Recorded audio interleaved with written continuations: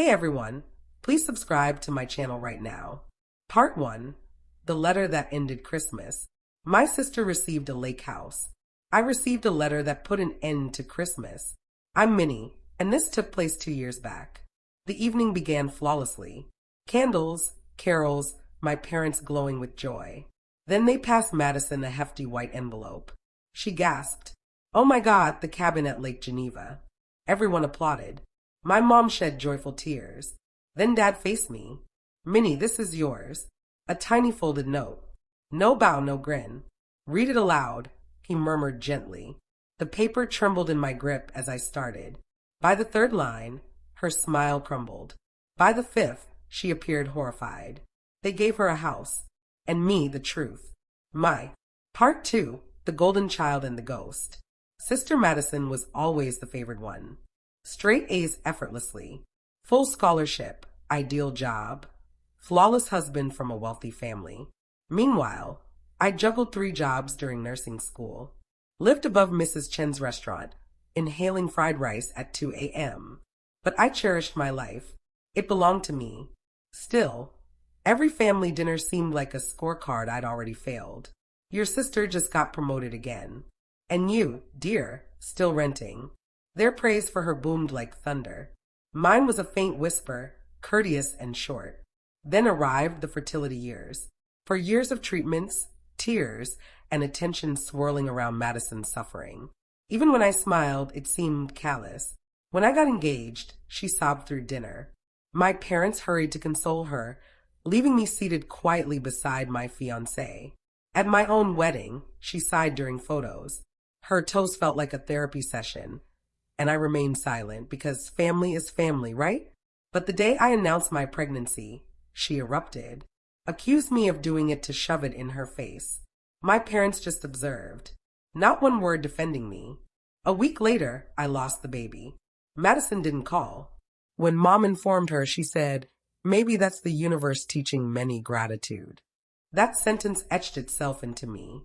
Dad tried to pray it away. Mom said she didn't mean it, but she did, and they knew it. I stopped crying. I stopped demanding fairness because in my family, empathy flowed one way only. Grief taught me silence. Their silence taught me everything. Have you ever had to shrink yourself just to keep the peace? After the miscarriage, Part 3. Boundaries that look like betrayal. Stopped attending, not from anger, just fatigue. Madison's pain dominated every space, even when she was absent. She began sharing vague quotes on Facebook. When people show you who they are, believe them. Everyone knew her target. Friends messaged me puzzled and concerned. Even my old roommate phoned and asked, "Is everything okay?" It wasn't. But describing your own sister's cruelty feels pitiful.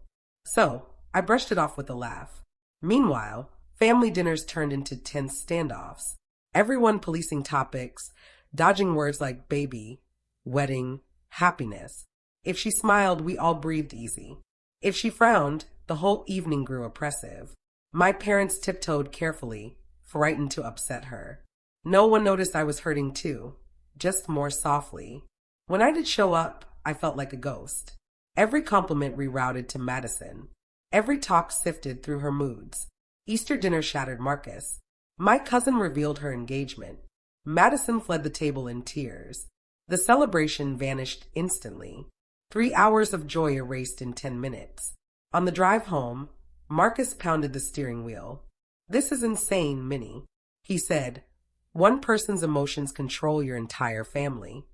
He was right. I just didn't know what to do about it. I love my parents, but their loyalty was destroying me. They called it keeping peace. I called it surrender. We began declining invitations, half the birthdays, half the dinners, excuses about work shifts or long drives. Mom said I was punishing everyone. Dad said, "You're holding grudges." The words stung deeper than they knew. I went home and cried on the bathroom floor. I wasn't punishing them. I was protecting myself. But in our family, self-preservation looked like rebellion. Every time I said no, it echoed like betrayal in their ears. They didn't see boundaries. They saw abandonment. And I hated that safeguarding my peace meant letting them down. At night, I'd lie awake replaying every conversation. Every time I muted my voice just to soothe the room. Guilt squeezed my chest like a relentless pulse I couldn't quiet. Was I a bad daughter for needing space? Or just weary of hurting alone while faking smiles? They suggested family therapy, a lake trip, something to reconnect us, Mom said. Every plan revolved around Madison's feelings. Never a question about her actions. It was always, how can we make her comfortable? Never, how can we make this fair? By that point, I'd stopped expecting fairness. I just wanted honesty, because peace built on pretending isn't peace. It's silence in disguise. I stopped asking for softness. I started asking for truth. Part 4, the truth read aloud. Christmas Eve felt nearly normal. Soft lights, prime rib, the scent of pine and cinnamon. Madison was in a rare upbeat mood. She hugged me when we arrived. That alone seemed odd. Dinner flowed smoothly. Laughter even rang true. For a moment, I allowed myself to think we were mending. Then, Dad cleared his throat. Okay, time for the big surprise, he said. Mom handed Madison a thick white envelope. Madison gasped. Oh my God, Jake, it's the lake house. Tears, hugs, applause. She leaped up, crying, thanking them repeatedly. Mom said, it's for your future family. Kids will love the lake. I smiled, acting like the room wasn't whirling. Marcus squeezed my hand under the table. Then Dad turned toward me. And we have something for you too. Mom reached under the tree. A small folded letter. No ribbon, no envelope, just paper creased and waiting. Go on, honey, she said. Read it out loud. I paused. Her tone was gentle, but her eyes were grave. Everyone watched. So, I unfolded the paper and began. Dear Minnie and Marcus, I read. We've watched you work so hard to build your life. Madison smiled politely. Your dedication and strength have shown us what real character looks like. Her smile wavered. I kept reading.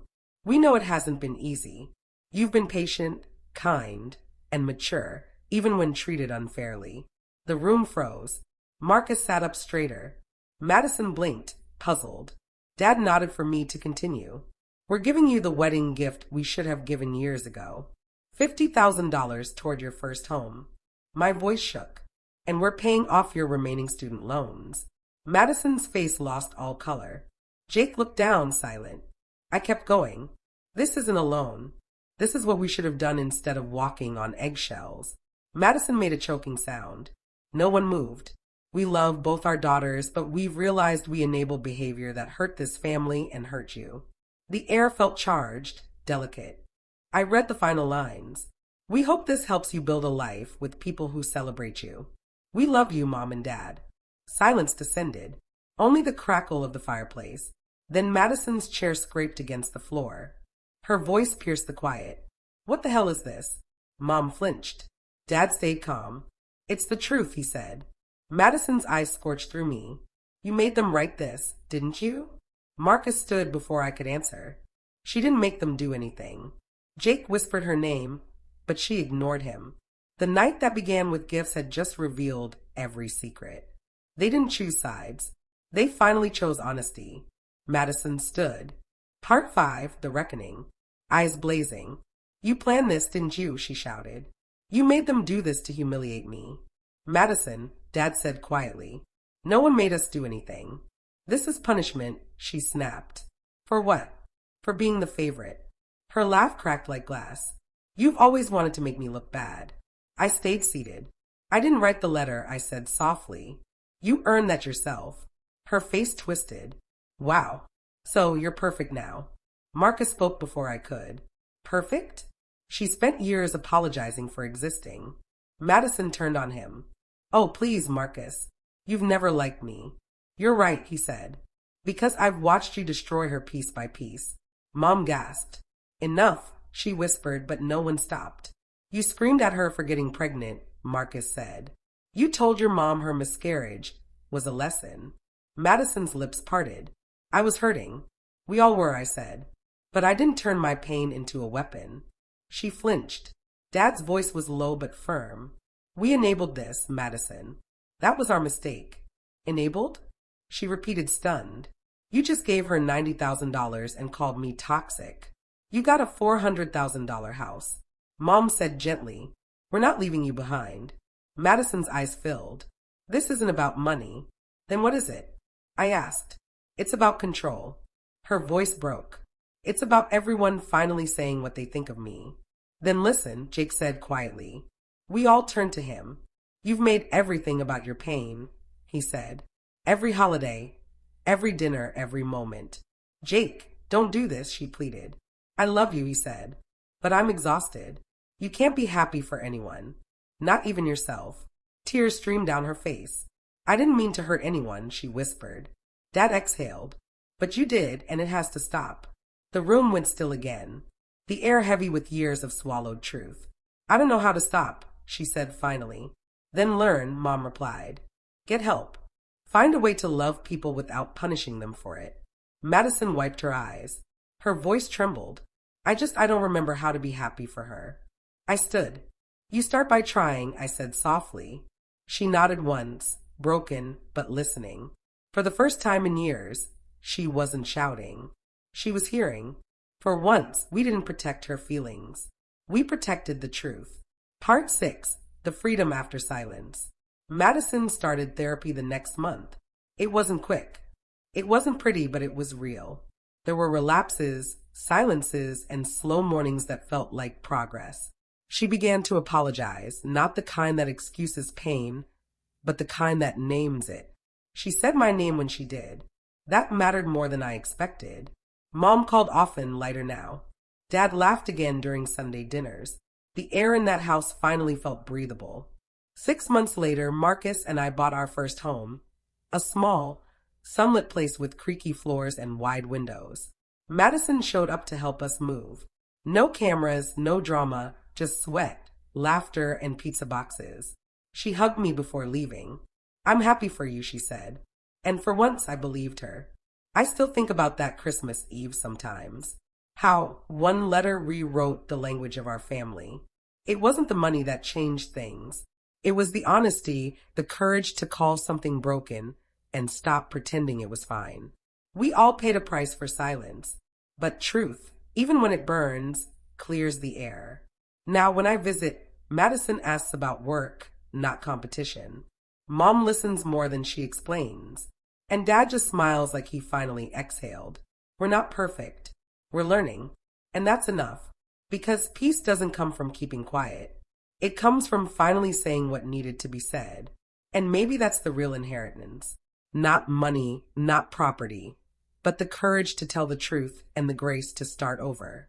Sometimes I sit in our living room at night, the house still, the air calm, and realize I'm finally free. Some gifts buy comfort, but truth buys freedom. Before saying goodbye, if this story touched your heart, please give it a like and share it with someone who needs to hear this today. Don't forget to subscribe for more true family betrayal stories. That reminds us we are stronger than we.